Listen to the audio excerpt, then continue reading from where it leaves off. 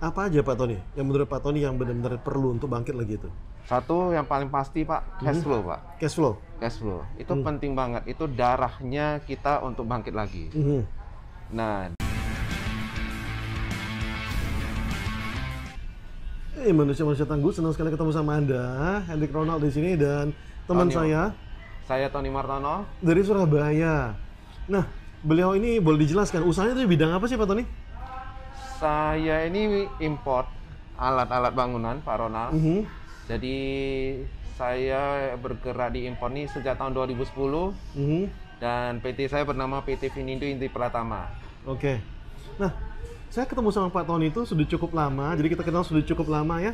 Jadi saya itu dulu senang dengan kisahnya beliau karena beliau ini dulu sempat berada di atas dan kemudian sempat mengalami kejatuhan yang boom gitu ya, serasa dibanting ya Pak Tony ya. Betul. Jadi beliau sempat mengalami masa-masa yang benar-benar cukup dalam, jatuh yang cukup besar, dan beliau harus merangkak lagi naik perlahan-lahan bagaimana cara membangun kembali bisnisnya. Nah, Pak Tony boleh diceritakan dulu kondisinya tuh kurang lebih seperti apa dan kenapa bisa jatuh Pak Tony? Jadi gini Pak Ronald. Saya mulai ini dari tahun 2010. Tahun 2010, 11 tahun yang lalu, 12 tahun yang lalu. Ya, 2010. Dan waktu itu kami di dalam PT Vinindo itu ada yang invest, Pak. Ada investornya. Aha. Nah, investor inilah yang kita ajak kerjasama dari 2010 sampai di 2017 saya mengalami namanya investor ini menarik dana, Pak. Menarik dana? Iya. Jadi investor tiba-tiba langsung narik dananya? Iya. 100%? 100%. 100% langsung tarik dananya dan tiba-tiba nggak ada modal sama sekali? Iya, sama sekali. Waktu itu saya juga kelimpungan. Saya tidak tahu kalau ini akan terjadi. Jadi waktu itu dalam waktu, saya ingat itu, Imlek hari ke-8 itu Pak. Kita adakan meeting pemegang saham. Di sana investornya bilang saya akan tarik dana saya. Oke. Semua dana itu ditarik dalam waktu sebulan. Saya dikasih kesempatan, dia narik semua dananya. Wow, oke. Dan saya kelimpungan saya itu Pak. Oke. Sangat kelimpungan. Sedangkan ya pada waktu itu saya cerita sedikit, Pak Tony ini bisnisnya sudah jalan. Jadi beliau sudah punya distributor, produknya juga sudah tersebar kemana-mana gitu ya. Sampai ke Papua, sampai ke Sulawesi udah tersebar semua gitu ya. Betul. Tapi tiba-tiba modal ditarik sehingga Pak Tony tidak bisa membeli barang lagi. Nggak punya kemampuan untuk membeli barang. Kalau nggak ada barang yang dibeli, ya sudah otomatis tidak bisa dijual, nggak ada omsetnya ya. Ya, betul. Oke. Dan waktu itu Pak Tony, apa yang dirasakan waktu modal ditarik itu? Wah, perasaan saya waktu itu Pak, stres Pak. Saya betul stres sampai saya nggak ngerti ini perusahaan ini bisa nggak saya pertahankan Pak. Saya waktu itu berdoa aja. Saya berdoa. Saya sering ke rumah mama. Jadi sangat dekat sama mama waktu itu. Dikasih wejangan sama mama. Saudara-saudara semua pada kasih wejangan. Itu membuat saya itu, ya ayo saya jalani lagi. Ayo kita mulai lagi dari nol. Saya bisa, saya mampu untuk bangkit lagi. Nah, semangat dari keluarga itulah yang membuat saya itu mau mencoba lagi, mau bangkit lagi, Pak. Itu yang memotivasi saya yang paling kuat, Pak. Oh, ini bagus banget ya. Jadi kalau kita lihat gitu ya, banyak orang yang sudah ketika jatuh, mereka menyembunyikan kejatuhan mereka dan mereka nggak mau terus terang sama keluarganya, gitu ya. Tapi Pak Tony dengan rendah hati mau mengakui bahwa, Ma, aku lagi jatuh nih. Mau ngomong sama teman-teman bahwa aku lagi jatuh nih, gitu ya. Nggak malu untuk mengungkapkannya dan mau meminta dukungan, gitu ya.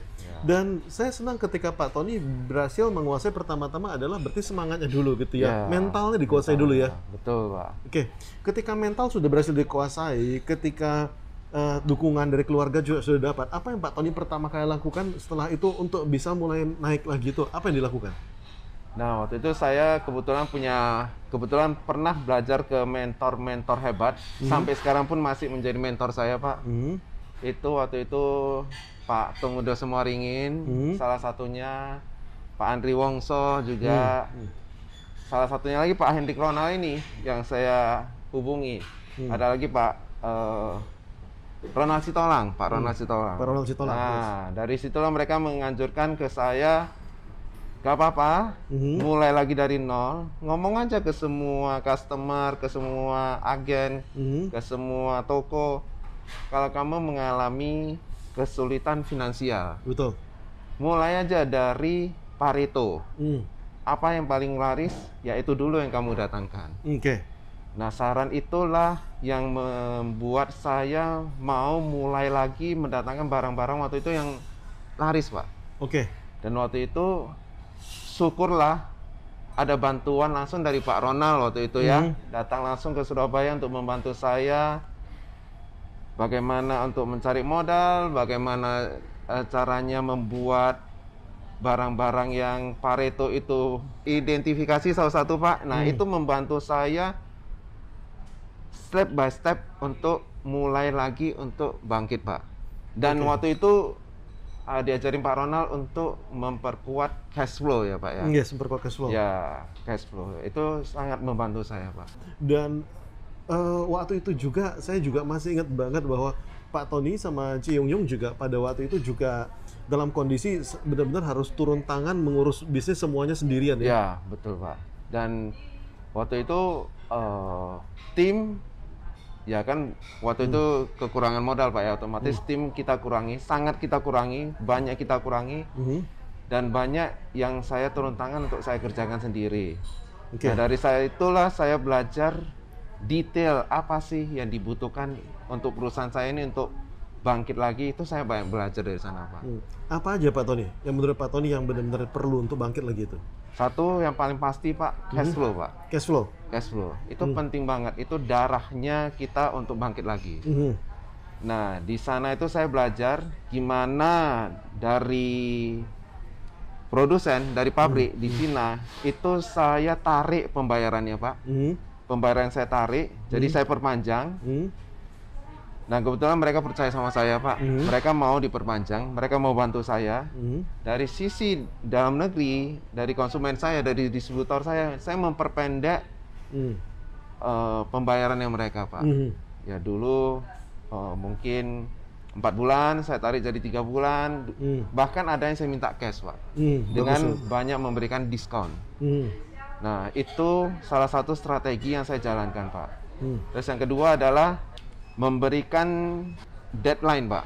Jadi tanggal 1 sampai 15 harus dibayar tanggal 15, 16 sampai 30 harus dibayar di tanggal 30.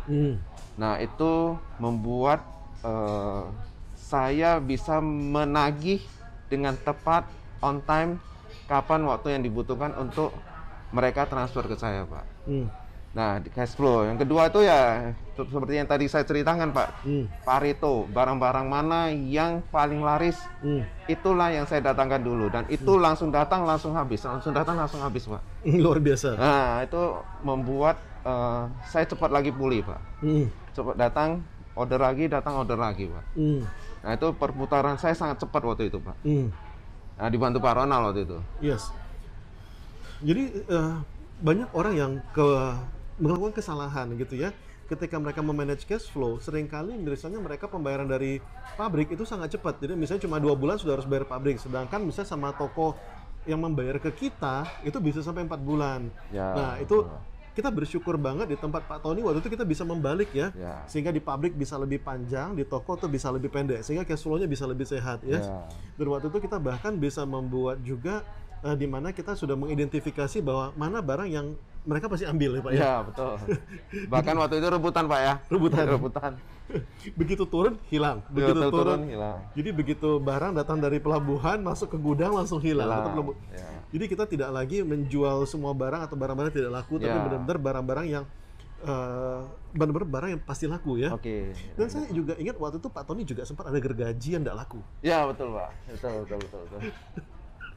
Jadi gergaji yang tidak laku itu sempat saya itu banyak memakan modal waktu itu, Pak. Dan waktu itu ada ide dari Pak Ronald juga kalau itu keterangannya, kecanggihannya itu ditempel di gergajinya. Dan sekarang habis sudah, Pak. Nggak ada bersisa lagi, Pak. Gara-gara stiker aja yang ditempel itu membuat itu lagi langsung laku, Pak. Yes. Dan satu hal tadi yang menarik tentang gergaji tersebut, jadi gergaji yang Pak Tony buat ini, jadi beliau ini ketika impor barang dari Cina gitu ya, beliau tuh bukan cuma sekedar, saya mau barang ambil ya, tapi beliau mempunyai kualitas yang sangat bagus. Jadi beliau ini mulai dari, banyak mendengarkan keluhan dari toko-toko. Kok ini barang-barang pertukangan sering rusak, alat-alat handle pintu kok sering rusak. Maka beliau menciptakan sendiri, membuat standar sendiri. Beliau sangat menjadi kualitasnya itu, makanya quality is our priority. Begitu ya motonya. Pak, nah, jadi moto mereka adalah kualitas itu penting sekali. Dan salah satu dari beliau yang visionernya adalah beliau meminta satu buah gergaji yang tidak usah dikikir sama sekali, tidak usah dipertajam gitu ya. Nah, ini orang seringkali tidak tahu. Jadi ketika Anda mempunyai barang yang memang terlalu visioner gitu ya, salah satu yang paling bagus adalah Anda mesti menjelaskan apa fungsi dari barang ini. Dan itu yang kita tempelkan di stikernya, bahwa gergaji ini adalah gergaji tanpa perlu dipertajam, tanpa perlu dikikir. Dan sejak ditempel itu jadi laris manis. Dan ada strategi ketiga lagi Pak, yang saya lupa katakan. Waktu itu saya diajarin juga bahwa mereka agen-agen yang mau pesen barang Pak, diminta untuk membuat sistemnya pemesanan awal Pak. Jadi apa yang mereka butuhkan, pesan dulu awal, saya pesan ke pabrik, dan barang datang langsung lempar ke mereka Pak. Nah itu juga trik ketiga yang sangat membantu saya untuk balik back to normal Pak. Jadi saya senang ketika Pak Tony bisa maju. Dan sekarang Pak Tony kita sudah waktu itu sudah selesai mentoringnya. Sekarang bahkan Pak Tony sudah membuat breakthrough lagi. Boleh cerita lagi Pak, apa aja sekarang breakthrough yang ada sekarang? Breakthrough yang pernah saya lakukan, saya pernah Pak, saya ingat sekali breakthrough pertama yang membuat saya berubah dan membuat mental saya jadi bagus itu, saya pernah diajak Pak Ronald. Waktu itu ikut triathlon, dipaksa, bukan diajak Pak, dipaksa ikut triathlon Pak. Waktu itu ikut triathlon, tidak ada persiapan sama sekali, dan persiapannya cuma seminggu waktu itu Pak. Seminggu ya? Seminggu Pak. Dan setelah mengikuti triathlon itu Pak, dan saya ya syukurlah saya bisa selesaikan triathlon itu Pak, mental saya ini jadi berubah Pak, mental mindset saya ini berubah Pak. Yang waktu itu saya suka masuk ke zona nyaman, zona nyaman, ya sudahlah, sudah segini yang cukup lah Pak ya, nggak usah belajar lagi. Sekarang ini nggak bisa Pak, selalu kalau sudah masuk zona nyaman, ada dorongan dari dalam, apalagi gitu loh.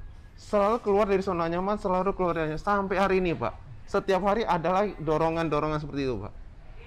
Itu thank you banget Pak. Itu membuat saya breakthrough saya luar biasa Pak, sampai hari ini Pak. Nah itu. Dan setelah itu saya ditantang lagi sama Pak Ronald. Kenapa merek saya ini tidak ada di Google? Saya cari itu di Google tuh nggak ada namanya PT Vinindo, nggak ada merek vintage, dan merek-mereknya nggak ada di Google. Di marketplace pun nggak ada Pak gitu loh. Ya, itu yang membuat saya itu, oh iya, kenapa saya tidak masuk ke online ya? Saya berusaha keluar dari zona nyaman saya itu Pak, untuk membuat sesuatu yang baru lagi di dunia online. Dan syukurlah dunia online ini sekarang ini menyumbang di tahun kemarin tuh 10% dari total omset saya Pak. Luar biasa. Ya 10%. Itu so powerful, online itu so powerful. Di dunia saya sebelumnya saya nggak pernah belajar itu. Nah inilah saya banyak belajar online, dan marketplace saya juga sekarang mulai jalan.